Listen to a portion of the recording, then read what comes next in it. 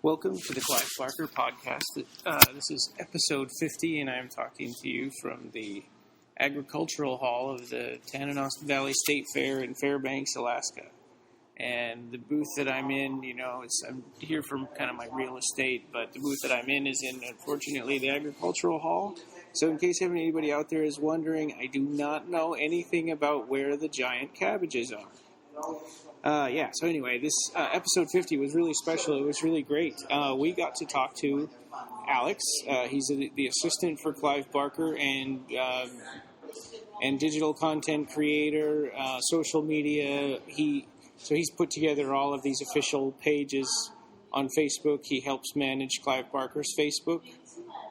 So when you see him somebody posting a picture, usually Alex has done, sometimes Clive says, hey, why don't you put this up? But a lot of times it's Alex who does the work. I mean, if there's a direct thing that Clive Barker is saying, it's usually him saying it. But yeah, so anyway, this was a really good talk with Alex, and he gave us some really good insight into the way things work over there and Clive's process and stuff, and we were really excited about it. I was really happy. Jose and I were both really happy when it was over, and we're hoping to get Alex back on again. So here it is, episode 50 of the Clive Barker podcast with Alex.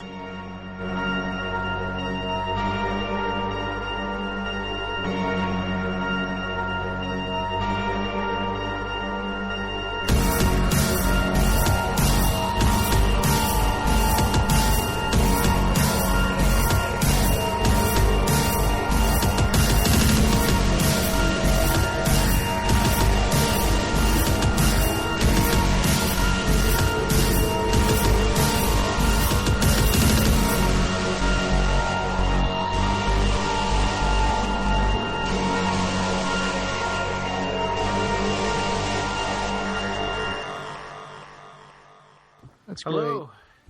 Hey. Hey there. Hey, how's it going? Hi, Pretty Alex. good. Hey. Hey. This is Jose and Ryan, of course. Just so you know whose voice belongs to who. Yeah. Okay, cool. Yeah. I've never done this before, so this is kind of new. That was an announcement from Clive's page about the animated Maximilian Bacchus and his traveling circus. We have to get the title straight, though. Yeah. I think that's the title so far, but I don't know much about it. Okay. Yeah. Yeah, so that's interesting that it's been that's been the script was bought and Mark was the one that did the adaptation, right? Yes, he did. Yeah. Yeah, that's cool. I think I remember that he was working on that about a year ago. He's working on so many things. I don't even know. I don't even know when he did it. Yeah. Yeah, that was something. That was kind of something interesting that it's Seraphim and Clive Barker, and you guys all have so many projects. Yeah, I don't actually work with. I'm not with Seraphim, so they Right. do their own projects. I just so I don't actually know what they do most of the time. Oh, really?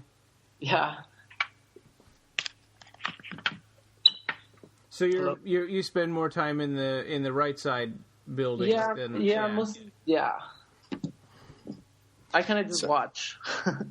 So, Ryan, just to be clear on something, are we already starting this? Or yeah, I think so. I mean, if that's okay with you guys. Okay, that's cool. I can kind of do the introductions on the.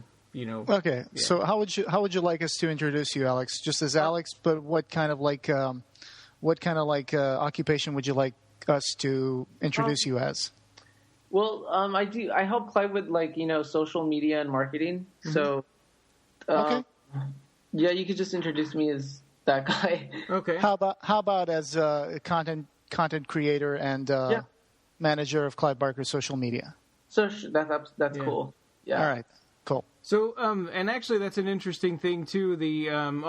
You've been putting together these official Facebook sites for the various properties: Hellraiser, Candyman, Lord of Illusions, Aberrat. And was this kind of a way to kind of tell people, hey, Clive is still interested in these things, and this is kind of the official source? Yeah, it's kind of interesting because like a year ago, he had no control over anything. Mm-hmm. And so I just, he's always been kind of weary of the internet because he doesn't really go on the internet. He doesn't spend that much time on there. So he wasn't aware what was out there, what was being done. And so I told him, hey, why don't we just create, a social presence that you could actually control, since, you have a computer, you have an iPad, you have an iPhone, you could, you can watch what's being said. Yeah, and he was doing Twitter before that, but that was it, right? He was doing Twitter, yeah. I think he only did, like, before I started helping him out, I think he only tweeted like 2,000 times. Yeah. It was just every once in a while kind of a news update or like how's everyone doing on the tree kind of questions and. Yeah, but it was really exciting. I mean, sometimes he would be tweeting at the most amazing late hours of the night. He would just be like, "Hey, Tree, it's Clive here. Just wanted to let you know that." He would say something about, post like a phrase or something that he was working on and say, I'm just working on Aberrat. Yeah. Good times. I mean, especially when he mentioned something about how his brush with death and how he got into a coma and all that. Yeah. That was a very serious and pretty heavy series of tweets that he did. Yeah. I think that's the moment that I kind of stepped in to help him. Okay. When after he came out of that? Yeah, after he came out of that, he wasn't really able to tweet as much. Mm-hmm. And that's when I offered my my assistance to help him like manage all of this stuff because he wasn't going to be able to do it anymore. Yeah. So Alex, can you tell us how long have you met Clive and how did you end up working for him? I met Clive 15 years ago. I was probably 17 when I met him. Mm-hmm. And I was actually a huge, I've been a huge fan my entire life. Mm-hmm. So I would go to all of his book signings. If you had a book signing, back when I was 17, he would do like maybe 5 book signings in Los Angeles at a time. Yeah. So I would go to all of them. And he started to recognize my face. Yeah. And then one day he invited me up to his house to look at his photography and his art. Oh, that's cool. And then he ended up giving me a job. This is before Mark and anybody. Before was this on that Hellraiser documentary? No. Okay. This is I've actually never I've never actually talked to any of his fans until we opened the Facebook. So I'm like a silent, Oh, I thought I saw your name on the credits for like Hellraiser Labyrinth or. No. Okay. That was different. I don't know who that was. Oh, okay. Okay. But so I actually started archiving all of his photography back when I was like 19. Okay. And I think I remember seeing a picture that you posted at one of those particular signings that you mentioned, and you were really young, and you were just standing next to Clive. Oh yeah. Yeah, I remember that. At the Egyptian Theater. Uh-huh. For the release of that Hellraiser 10. Remember the 10? Did you guys ever get that? It's like the 10 box, the Hellraiser. Oh, the 10, yeah, the DVD, Oh, yeah. yeah. I have that one. Cool, yeah. It was the release of that, and they were doing a screening of Hellraiser at the Egyptian Theater. Oh, that would be awesome. Great. I think the 10 was like Hellraiser 1 and 2, if I'm not mistaken. Yeah, that was pretty cool. Yeah, that was a good set. I still have it because I got it all autographed and everything, so I don't want to let it go. Yeah, me too, actually. So being a big Clive Barker fan, do you have a favorite Clive Barker book? My favorite book of his would probably... I like them all, that's the problem. Of course. The first book that I read of his was probably Sacrament. Oh, okay. Uh-huh. And then from there I read Books of Blood and Magica. I would say probably Sacrament would be my favorite. Oh, okay. That was 95, I think. Yeah. That was the book that came out right after his interview for The Advocate magazine, I think. Yeah. When he came out, yeah. Yeah, I remember that. Yeah. Yeah. Sorry, go ahead. No, you go ahead. I was just gonna say, reading that book, it helped me, with my own issues being a homosexual or whatever. So I was really close to that book. Yeah, that's really important for a lot of Clive Barker fans, I guess. Yeah, it really helped them. All right, so I mean, Ryan has mentioned some of the official pages and social media outlets that are out there that are managed by you and other people. But I think that the complete list would be, so there's the Hellraiser official page. Mm-hmm. Yeah. There is a Candyman page. Yes. We are going to add all these links later to the show notes so people can go there. There's a Tumblr. There's also Tumblr, yes. There's a DeviantArt. Was that also done with you? Actually, that was created by God, I forgot her name. Angela. Yeah, her name was. Her name was Angela. She created that, and then I decided to help out, and then I ended up adding content to it because the thing is that a lot of people don't have access to a lot of his, personal things, and I have complete access to his computer and everything, so I get to see a lot of stuff that. Oh man, I'm so jealous. So when you on Clive's official page, when you post a picture from like a comic book or something like that, do you just go over next door and take a picture from his library, or is it something from his computer? He has a computer that has so much information on it that every time I go into it, I find something new. Oh really? Yeah, it's great. I found pictures that I've been going through his computer with him for about a year, and I thought I saw everything. And then a week ago, I was going through it, and we found pictures of him when he was 15. Holy cow! Naked in the woods with long hair. Wow! So who put all of that stuff together? I mean, he didn't take the time to put all that on the computer, right? He's had several assistants throughout the years, so I don't actually know. So they just archive things for him. Well, it's not even archived properly. It's just a mass of information. Yeah. Oh boy. It's like it'll take years and years to go through it. Oh gosh. Really. I hope there is no hard drive crash in the meantime. That would be terrible. Oh god. I backed it up in 2 separate hard drives. Oh, cool. Yeah. Well, that's good. It's a lot of stuff. You just be there all day looking at it. Wow. Okay, so you get most of that from there then, rather than from the over next door. Well, I live with Clive, so I'll just go upstairs and be like, hey, I need to get something from your computer. We were talking about the hard that it's all backed up, and and what do you do when you want to post something on Clive's wall?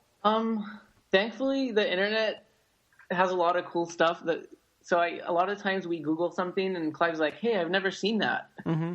He's like, we got to post that. Oh, okay. Hey, let's do it. Well, that's awesome.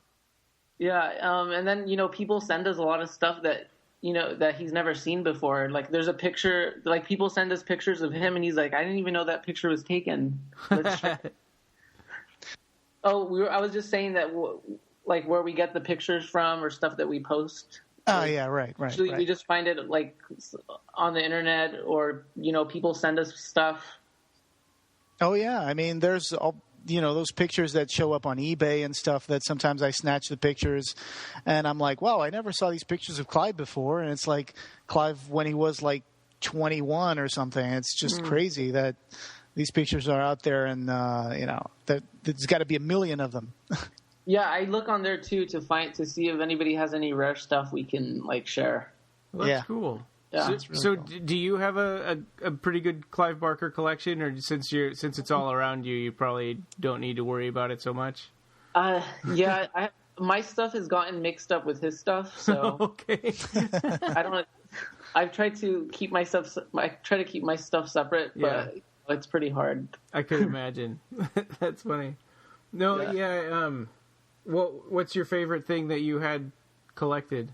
My favorite thing that I have are probably the original Books of Blood covers, the books themselves. I have those. The Spear paperback ones? Yeah. Okay. And I also, I have a lot of drawings and paintings that that I've acquired over the years. Oh, wow. Awesome. My favorite piece is one that he drew for me. Was it's a really graphic picture of a penis being mutilated, and it turns out that it's Pinhead's cock. So. Oh gosh.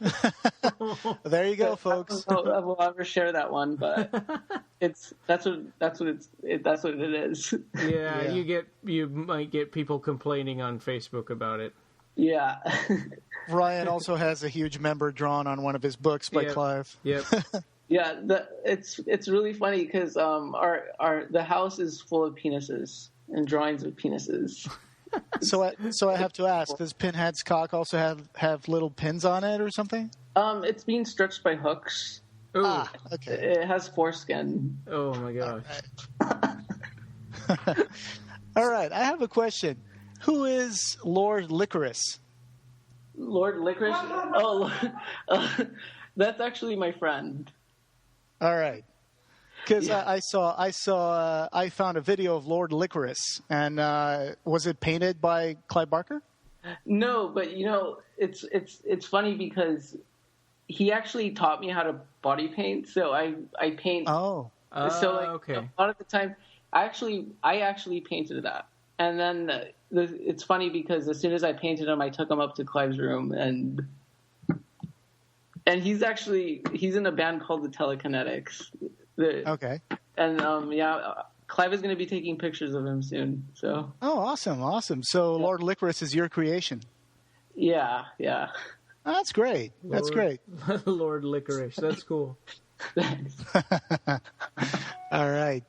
So how's the Clive Barker alphabet going? The one with the art by Paulo Andreas Lorca. He's actually almost done drawing it. Great. And we just have a few more letters to finish up, and then right now there's been a few people that are interested in it. Mm-hmm. One of them is Dark Horse. Oh, really? Awesome. But we're not going to give it to them until it's actually complete. But we've expressed some interest in it. So it would be like a graphic novel then, or that if they took it? I don't know exactly what they're going to do with it. Yeah. At the moment. Huh. It's kind of a mystery to me. Well, I've got a 2-year-old who's just learning the alphabet, so that's perfect. Yeah, it's really important. And actually, I just found when I was talking to Neil Gaiman, and apparently Clive had started this alphabet 26 years ago. Whoa, really? My goodness. Yeah, so a lot of this, that's why it was funny because, I was hanging out with Paulo when we went to one of our favorite stores, and it's one of Clive's favorite stores here in LA. It's called Necromance. Mm-hmm. And I saw the little alphabet by, my mind's kind of going away. What's the name of that? Oh, the original one? Yeah, the guy who did the alphabet, I can't remember his name. Right. Edward Gorey? Edward Gorey, yes.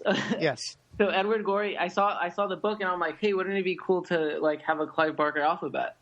So as soon as I got home, I'm like, hey, we should do an alphabet, and Paulo should draw it. And then he just started doing the alphabet right there, and I'm like, how did he just came up with it? So it kind of makes sense now what Neil said. He said that Clive had started this 26 years ago. Wow. I'm like, wow. That's awesome. We found Paulo's DeviantArt page. It's just amazing. I've been looking through it, and I sent the link to Ryan before this. And we were just amazed at, the talent that Paulo has. Just amazing art. Yeah, he's actually, he improved so much. He came here to, mentor with Clive. Uh-huh. And as soon as he got here, he painted with oil paints for the first time, and his stuff is really good. And Grant Morrison, the comic book writer, he came over to the house, and Paulo ended up giving him some of his drawings, and oh wow, Grant really liked them. So that was kind of cool for him. That's amazing. So Grant Morrison is one of the I guess leading chaos magicians out there. For people who don't know about Grant Morrison, yeah, he did Arkham Asylum, which is awesome. He's pretty out there. Yeah. So another Black is the Devil's Rainbow. it's recently Clive had mentioned that you were working on it with him, and it's now a book of poetry. Yeah. So the short stories aren't a part of it anymore? No. Well, the thing is, Black as the Devil's Rainbow was a huge collection of previously published short stories and a whole bunch of new short stories and poetry. And it was a really big volume, and we don't know when the short... At this point, Jose had dropped out of the call, so I didn't want this to... I made a cut here to cut out all of the empty space, and I didn't want to make it look like Alex had just switched gears for no reason. So anyway, we started talking about pets. Yeah. We just got a new dog. Oh, yeah. I think Johnny had mentioned that on Facebook, right? I don't know. Huh. Canella? Is that the dog? No. His name is Bruno. Oh, okay. It's All Clive's right. baby. Oh, wow. I'm sorry, what breed is it? What? I'm sorry, what breed is it? He's a mixed German Shepherd and another breed. I'm not sure exactly what, but wow. I have pictures of him, but Clive wants to wait till he takes a really good picture of him. To put it on. Yeah. Yeah, he wants to share pictures of him. He's really scared right now, though. He'll grow into it, I guess. Yeah. Oh, Bruno. That's good to know. Yeah. So we were talking about Black is the Devil's Rainbow was originally a collection of previously published short stories, and you said and a bunch of new stuff as well. Yeah, and poetry. I mean, and like a lot of free verse. Stream of consciousness. Like stuff that nobody's ever seen before. So what I did was I organized the entire, volumes, and I kind of separated the poetry because I thought I thought it would be cool to have a separate poetry book and then do a separate thing with the short stories. Oh, okay. Well, that does make sense. Yeah. Yeah. It would be more fun to have the poetry by itself. And I didn't realize the poetry was going to be such a huge collection. Wow. Well, that's good news. Initially, there wasn't that many poems inside of Black as the Devil's Rainbow, but I'm like, why don't we just collect them all and see how many we have? So right now we have about 220 poems. Wow. Mm. Is Subterranean, or are you still looking around for... No, Subterranean Press is going to publish that. Oh, wow. Awesome. And the book of short stories as well, do you think that they... That still needs a lot of editing. Oh, okay. Yeah. So, but I mean, it's pretty much finished. We just need help editing. So. Oh, okay. I can't do the editing because it's too much work for me right now. I think and Mark had told me, I think a couple of years ago that Clive, there was one last story that Clive was working on that he wanted to put in there, but it wasn't finished. Yeah, that was Heaven's Reply. Oh, okay. Yeah, I remember seeing a big old binder for Heaven's Reply. Yeah. And that ended up being a title of a sub-series of the Hellraiser comics. Yeah, and it's actually going to be taken out of that collection, and it's now the Scarlet Gospels. Ah, okay. So I mean, that's all kind of mixed in there. I don't know exactly how that's going to work, though. Wow. But right. I mean, it's a huge book. Huh. It's funny because I was talking to Ryan. The last episode we did was on Weave World, and Weave World was the first time that I ever came across some poetry by Clive Barker, which has some poems in there. And of course, the second time I came over some poetry from Clive was Aberrat, and because I don't have that other book, the Rare Flesh one, that also has some poetry in it, I think. Yeah, it does, erotic poetry. Yeah, erotic poetry, and some of them are pretty good. I've leafed through it, but I've never bought it. I've never bought the book yet. So I wonder if a lot of that is going to show up on this new book of poetry. I actually went through all of his books page by page to see if I could find poetry, and so everything that's been published, and most of the stuff that's going to be in this collection is stuff that hasn't been published. Okay. And then, all the Aberrat poems are going to be in there, and the Rare Flesh poems. And then everything that I could find inside of Galilee. And Weave World has a couple of short ones. Yeah, and then I found some in Sacrament, and we even took some of his prose and reformed it. So that's great.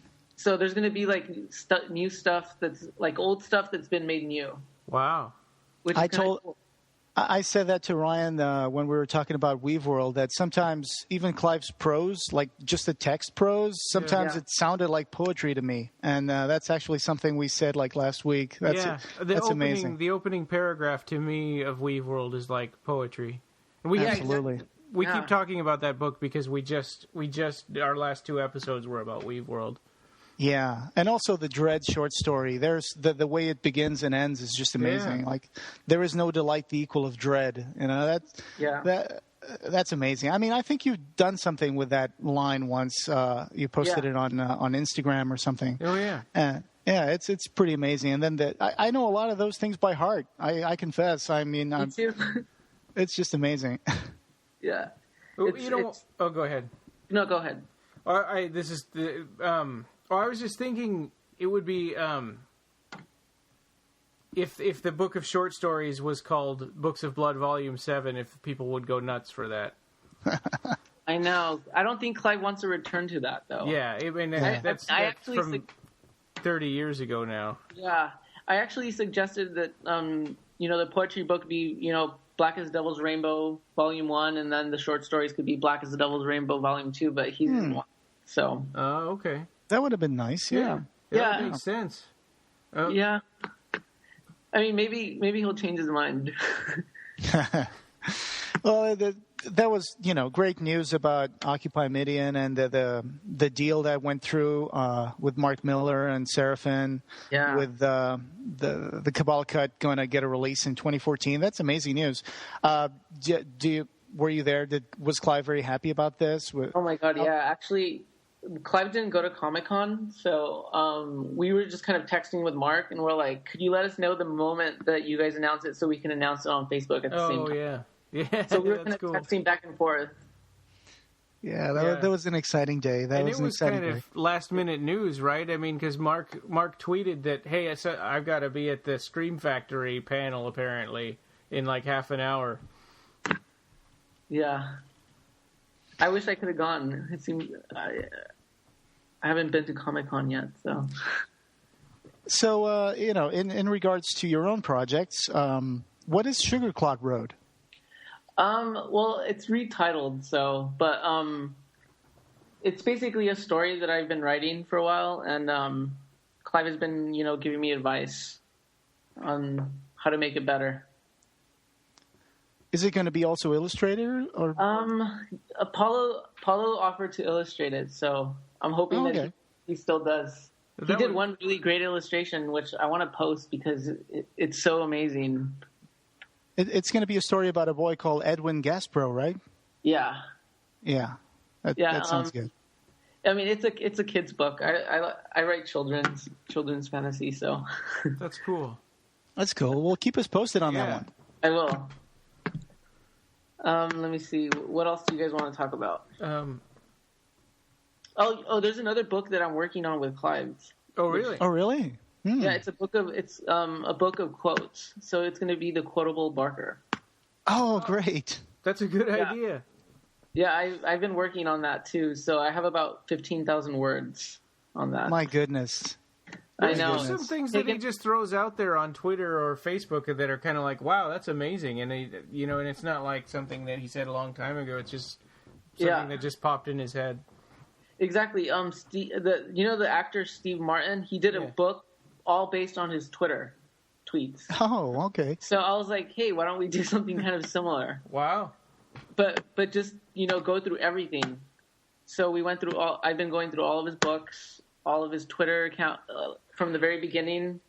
I've been kind of collecting them also from the Facebook page. Mm-hmm. Yeah. And just everything. So there's no title for that. There's no title for it yet, but it's, all of his best quotes. Wow. It must be really difficult, though. I mean, if it was me, I would just make the Quotable Barker would be the complete works of Clive Barker. Yeah, I know. Oh, yeah. I mean, difficult to try to pick Yeah, I could see that. And Alex, when that Q&A that you guys did in January, how did you and Clive like that, or was it a little overwhelming? I suggested that we do that just for fun, and he wanted to do it. So I'm like, okay, it was the first time doing it. So we're like, how do we do this? How do we do this? And before, Facebook didn't have that option to reply. So we weren't able to reply to individuals. We had to go through the wall. Yeah. It was a nightmare. So Clive was in bed, and he was, I would read him the question, and then he would dictate to me, and then I'd type as fast as I can because he talks really fast. So I'd be typing. So for an hour and a half, I was typing, and there were so many spelling mistakes. Oh, yeah, well, that's okay. It was hard to keep up with what he was saying. I wonder if you did it as an event, and then the people had to invite themselves in or something. We want to do it again, actually. Well, that sounds like an interesting idea. Like what Ryan said, maybe that would work. Or even I don't know if you guys know about this website called Reddit. There's also they have a section which is called Ask Me Anything. So they usually have celebrities, movie stars. Even President Obama was there, and he did a Ask Me Anything topic. So that might also be a choice. Hey, you'll figure something out, I guess. Actually, I remember you suggested that. The problem is I don't know how to use it, so maybe you could send me a link, or I'll look it up. Oh, sure, yeah. No problem. I've never used Reddit either. Oh, I read it every day. Oh, really? I've never done it. Yeah. So I went to their website, and it looked so ugly that it's like, I was like, maybe I'll look at this later. It looks like a forum, like an old forum. Yeah, it does kind of. It's just text. Yeah, it's based on text. Yeah, it's a content aggregator, but I'm not advertising for Reddit. I know. Yeah. Yeah. But I like that Facebook now has the reply button, so you could reply to he could put hey, I'm going to do a Q&A, and then people could ask questions, and then you could just reply directly on Facebook in that one. Yeah. Oh, reply to a comment. Yeah. Yeah. We didn't have that in December, and then suddenly we do. So now if we were to do it again, it'd be so much easier. It's weird how stuff just pops up on Facebook, like the changes just happen and you don't know about it until it affects you. Yeah. Occupy Midian, we used to be able to pin up 3 important stories at the top of the wall, and then all of a sudden one day 2 of them were gone, and we're like, who deleted these? And did Russell delete these? And it's turned out Facebook just took them away.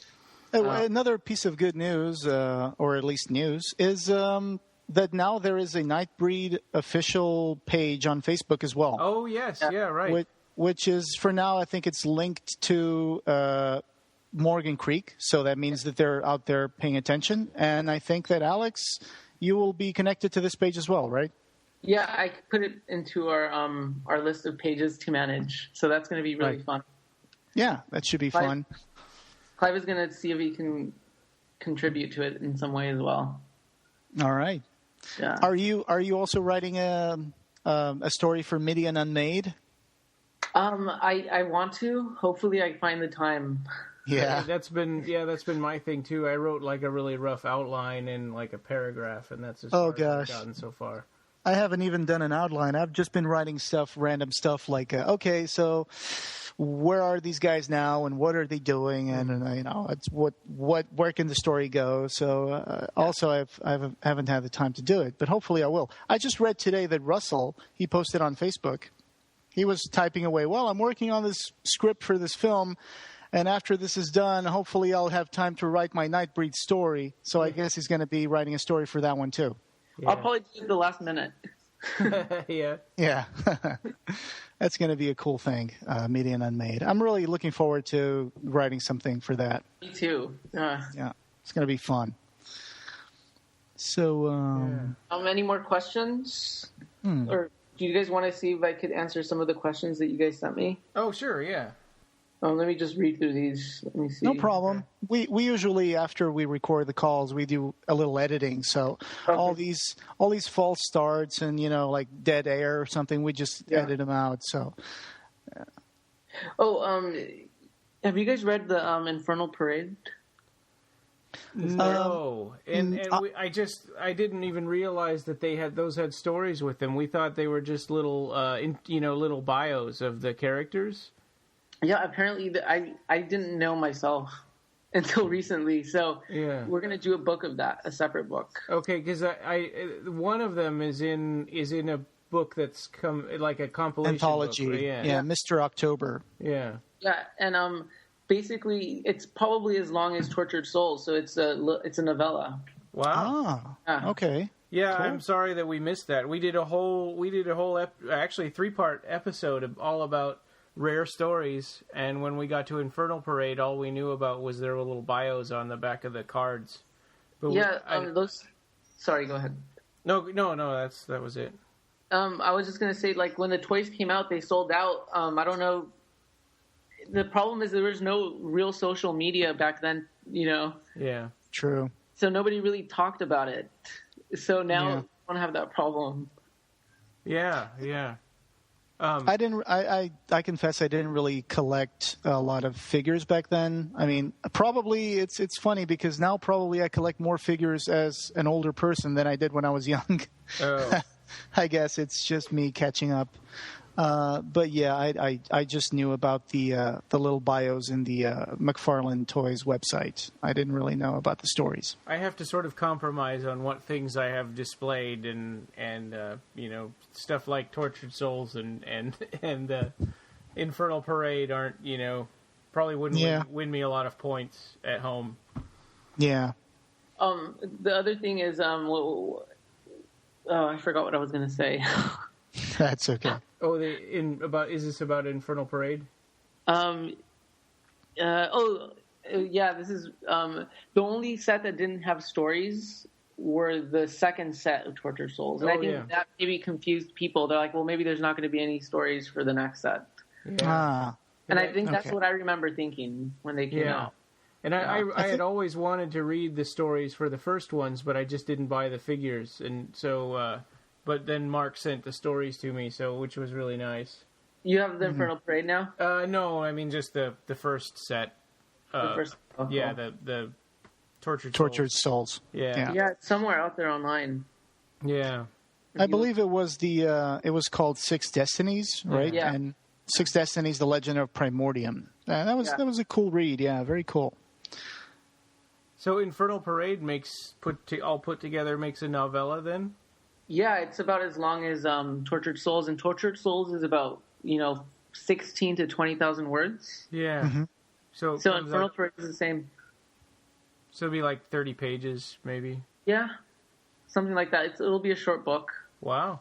And Tortured Souls is going to be illustrated, so I'm assuming that the Infernal Parade will as well. Illustrated by Todd amazing. McFarlane or by Clive? No, I'm not sure who's going to illustrate it. Oh, okay. Yeah. That would be great. I Tom know. McFarlane. Yeah, and I love that guy. That's pretty cool.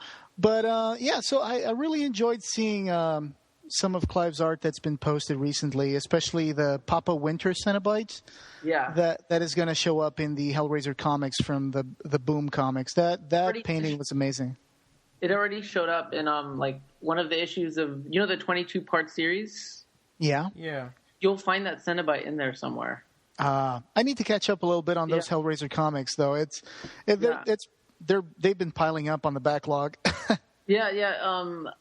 I don't remember what issue it was, but it's like one of the earlier issues. Huh? Is it one of the ones that Mark wrote? No. It was probably Anthony DeBlasi. Oh, okay, gotcha. Yeah. But I'm not really sure. I don't remember. All right. Yeah. Huh. That sounds cool. And Neil Gaiman was there. I think we should mention this because I think Neil Gaiman's assistant tweeted a photo of Neil Gaiman being interviewed on Clive's studio. And Mark Miller was there, and they were recording this. I'm assuming it's going to be for, future memory so they can put on the documentaries or something that's going to accompany the Cabal Cut when it gets released. I can't talk about it. Yeah, I understand. I did a letter saying that I wouldn't talk about it. That's fine. Right. That's fine. Yeah. I have no idea what they're going to use it for, to be honest. All right. That's just our speculation here. I take full responsibility for it. Yeah, we're happy with anything, anything and everything that gets put on that. Yeah. I honestly don't know what they're using it for, though. Oh, okay. Like they didn't tell me, but I was there because Neil actually sent me a text early in the morning. He's like, "Hey, I'm coming to your house." I'm like, that's cool. Really? And so I was like, "Okay, I'm just gonna wait in the office." And he was like one of the nicest guys I've ever met. That's great. He signed my book. What? When we were campaigning through Occupy Midian on Twitter to get signatures for the petition, he was actually one of the persons who retweeted the link to the petition. That was really awesome of him. I know, and the day that I posted it on Clive's Facebook, I think it was at like 9,000 or almost close to 9,000. I posted it on Clive's Facebook, and Neil Gaiman retweeted it right away. Wow. That's great. On his Twitter and on his Facebook page. And that's when it blew up past 12,000. Absolutely, yeah, I remember that. I think we're at about 13,500 now, but we've kind of slowed down on it.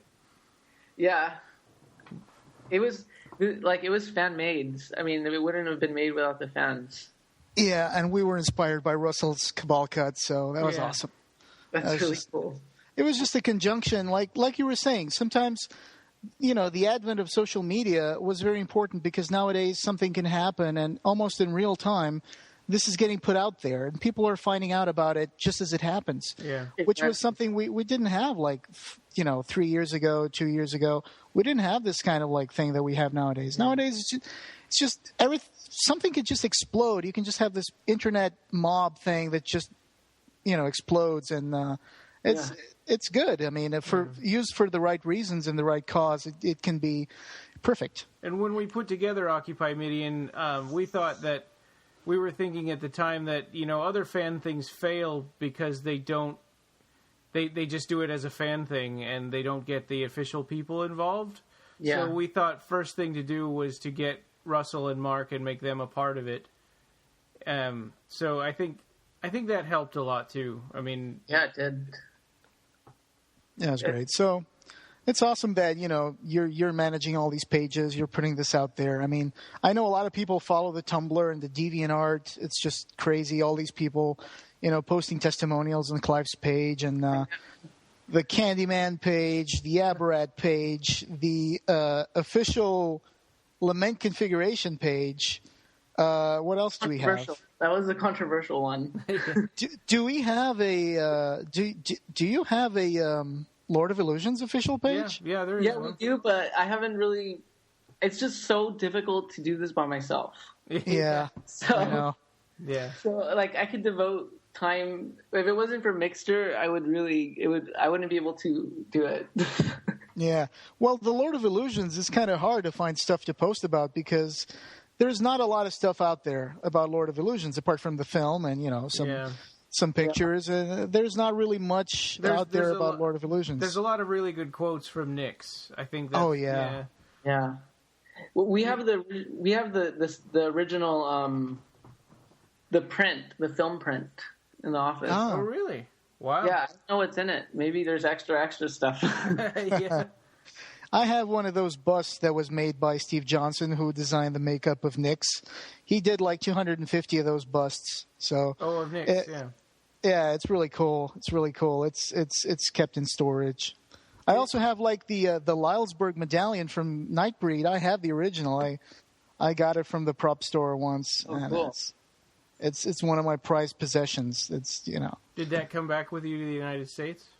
Well, not yet. It's still behind in Portugal. So I'll get it next time I go there. Maybe during the holiday season. Who knows? Yeah. So another piece of news, which you guys might want to talk about or post about, is we're doing a big exhibit at the West Hollywood Library. Oh, okay. What kind of art is going there? We're gonna choose 6 big paintings, and we're gonna exhibit. I want to exhibit his paintbrushes, his painted pans, a real Lament configuration from the movie set. Wow. Just a lot of memorabilia, written pages. Wow, that would be awesome. And everything spanning from Books of Blood all the way up to present. So I want to do samples of all the books. So I'm gonna kind of share with everybody all the cool stuff that's in Clive's house. Yeah. Pretty much. That's great. Do you have a link for the event that we could share? I'm still working out with the library, but okay. But I'm pretty confident that it's going to happen. That's great. Yeah.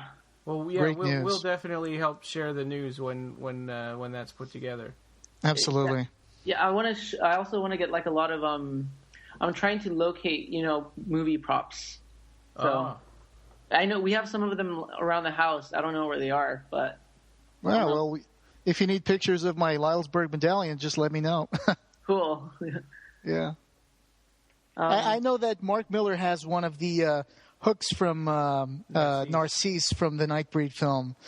Clive gave one of them to Mark. That was awesome. Oh, I didn't know that. Yeah. I'm going to have to hunt him down now. Yeah. Thank you. He posted a photo of it in Occupy Midian when it was still starting, and he was like, "Hey, look what I got! This is what Clive gave me." And he was like, took a picture of that Narcisse hook on his finger, and it was pretty cool. That's awesome. I'm gonna have to ask him if he could let me use it for the exhibit. Yeah, for sure. Yeah. I really love the fact that Clive has those weird Ghana and African posters around the house. Actually, we have two of them. That is so cool. I mean, I remember seeing the Lord of Illusions one. It's just so goofy. It's just amazing. It's just amazing. Yeah. Did Clive have any answers for any of those, or he didn't really have time? I could probably answer some of them right now. Okay. I just don't remember the questions. I can't find them. Okay. So one of them was just about Subterranean Press and Tortured Souls. I think you kind of answered that already. Yeah, I was pretty much telling you everything that he told me. Oh, okay. Okay, gotcha. For that one. Yeah. And then I had done another one. I had asked another question about, how he's become so accessible and through Facebook and social media, thanks to your help. And it's been people have been able to get to know him better than before. But does he miss doing the book signings and things like that? He kind of wishes he could do book signings, but because of his health, he's like more determined to just focus on his work. Yeah. Because we're mortal, so yeah. But he says that because of Facebook, he's been able to. He says that he never thought that people would be able to see him in a new way. So for him, the Facebook is one of the most important things that he's done in his career. Like being able to reach out to the fans and talk to them directly. And it's so amazing, and it's been so great. And also, it kind of helps you quantify, like, all these people are still out there, and they're still... I know. They're still just as crazy as ever for his stuff. Yeah. But also, he's Clive's going to run into trolls for the first time in his life too. Yeah, well, he's run into trolls before too, but it was always it was very rare. You would only see them at book signings. Oh God, that would be really awkward. Yeah, but mostly everybody's really nice at a book signing. But had the few people that have come to book signings and like done really crazy things. Yeah.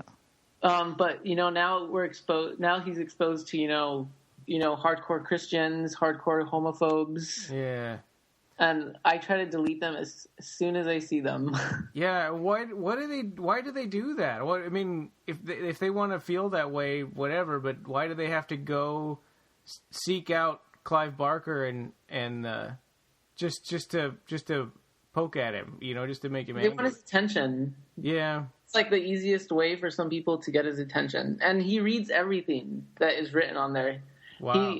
He's on there reading. He doesn't respond to everybody because it's daunting. It's to be able. It's difficult to respond to everybody, but he tries to answer as many as he can. But he actually, I come in to give him tea throughout the day, and he's reading Facebook. I'm like, get off Facebook. So. Yeah, that's the other thing about Facebook is it can be a real distraction from work. Yeah. But he works so hard. Oh yeah. So like he'll like do Facebook and then. Are you guys there? Yeah. Oh, he does Facebook, but then he's like right back to work. And he works like, he does like 13, 14-hour days. Holy cow.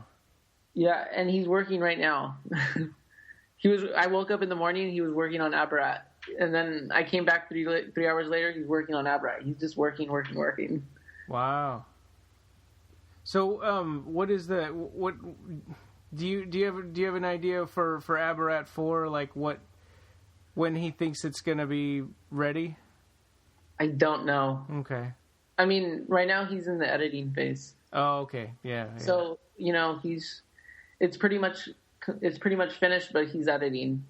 Yeah. Oh, gotcha. Yeah. Yeah. Okay. When it's done, it's probably going to be done when it's done. Yeah. All right. Well, I mean, it sounds like it's close anyway. Once he's done with the book, I'll be able to talk more about it. Yeah. I don't want to. No problem. But yeah, because I've been there from the very beginning, and he actually started writing it as soon as he came out of the coma. Oh wow! Right. In the hospital bed. So it's gonna have some of that emotion in it. It's a very emotional book. Yeah. Yeah, and we don't want to spoil it anyway, so we'll be all anxious to read it when it comes out. Yeah. But he started writing it as soon as he woke up from his coma. He's like, get a recorder. Oh wow. Oh my goodness. Wow. That's very impressive. He got his ideas, and as soon as he got home, he dictated to me, and I typed out everything he said to me. Wow. I remember that I was watching like the extras on, I think it was the Midnight Meat Train DVD or something, and he was painting in his studio, and he was explaining to the camera that as a gay man, he's not going to have children, that his creations are his children. So he sees them as his legacy, and almost like his children are there. So go ahead. No, I mean that's just a perfect analogy, and it really explains how strongly he feels for his legacy and his books. Yeah. Yeah. Before, one of the important things that he said to me was he wasn't sure if he could continue writing after he got out of the coma. Oh, but gosh. When he looked at Facebook and he saw the amount of love that people were showing him, he's like, well, I have to keep working for them. I have to keep doing this because I don't want to. He doesn't want to disappoint anybody. Yeah. Right. Yeah. Well, I mean, I think that, gosh, man, I think that more than anything, we want him to get better. Absolutely. I hope he doesn't run himself into the ground, just with all of this. I know. Work. Clive Barker is a fighter, so. Yeah. Oh, yeah. Yeah. Even through sickness, nothing will stop him from making art. Absolutely. Yeah. It took, 10 nurses to hold him down when he was in a coma. Oh, he was pulling his tubes out. Yeah. Yeah, he started pulling his tubes out. It took 10 nurses. He's like the Hulk. My goodness. Literally, he kicked, the nurses to the other side of the room. Oh. They had to bring in, nurses from other departments. Oh, he's that strong. Wow. Yeah, he's that's pretty intense. Yeah. That's amazing. So he's stronger than he looks. He's stronger than he looks. And he's stronger than he wants people. I mean, he doesn't look as strong, but don't be deceived. Yeah. Well, I think if you see pictures with his shirt off, it's like, holy crap, he's pretty in shape. No, he started working out when he was 40 years old, and he was he has a gym. So he was in that gym just until he got so worked out. And I'm so glad that he did that because that extra muscle helped him stay alive probably. Oh gosh. Yeah. Having that extra meat on his body. Yeah. Yeah. Well, Clive's a fighter, and he's strong both mind and soul, and that's a great, note to conclude this conversation. That's amazing. He's going to keep doing art. Yeah. So thanks again for being able to talk to us, take the time to do this interview. Thank you very much for all the insight you gave us, and keep up the great work, Alex. Thank you. Yeah. Yeah, I had so much fun. We should do this again. Oh yeah. All right. Well, you're welcome to join us on any one of these that we do. Absolutely. Cool. Okay. All right, guys. Have a good night. All right. Thanks, all right. Alex. You too. All right. Bye. Bye. My best. Bye-bye. All right, I will. Bye. So once again, this was episode 50 of the Clive Barker podcast. We had a few technical difficulties along the way where Jose Jose's computer or his Skype had shut down, and he'd have to come back on, and we'd repeat what Alex was saying, or at one point he was talking about how his cat had somehow disconnected something on his computer, and that's what got Alex to segue into the fact that they got a new dog, but I tried to cut out as much of that as I can. But if something seems disjointed, or like it seems like Alex switched subjects really quickly, or something doesn't seem like it flows right, that's the reason. And I tried to keep in as much of all the good stuff that I could. So you don't have to worry about that. Mostly what you're missing out is long, awkward pauses of us going, Jose, are you there? So, yeah, anyway. You can find us on the web at www.clivebarkercast.com. On iTunes, leave us a review. We're on Facebook, and you can join the Occupy Midian group on Facebook. On Twitter, we're at BarkerCast and at Occupy Midian. And the forum is www.clivebarkerfans.com/forum. Theme was by Colin Lakativa.